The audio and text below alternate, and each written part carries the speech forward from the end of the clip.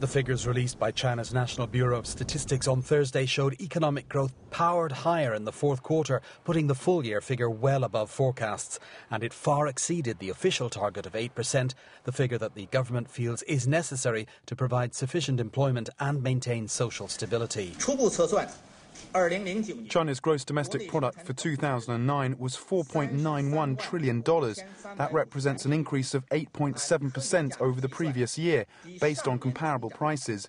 The growth rate is down 0.9% compared to the previous year. The last quarter's blistering growth rate of 10.7% year-on-year helped boost the annual rise in the economy beyond most predictions.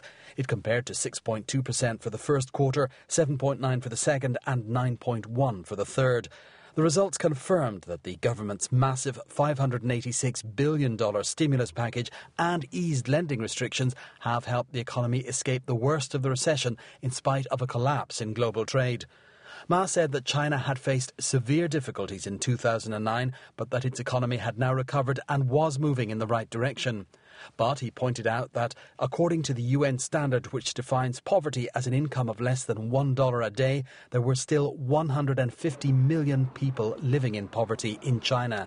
He said this was China's reality and emphasised that despite the increase in GDP and economic strength, China was still a developing country.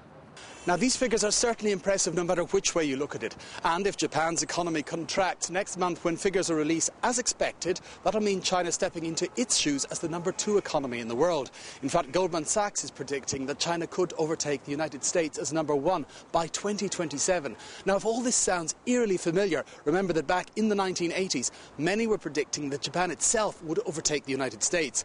That bubble was firmly burst by the 1990 stock exchange crash in Tokyo. The Chinese government will be desperate to avoid a similar fate. And controlling an overheating property market will be high on the government agenda, with property prices soaring in recent months, especially in cities like Beijing and Shanghai.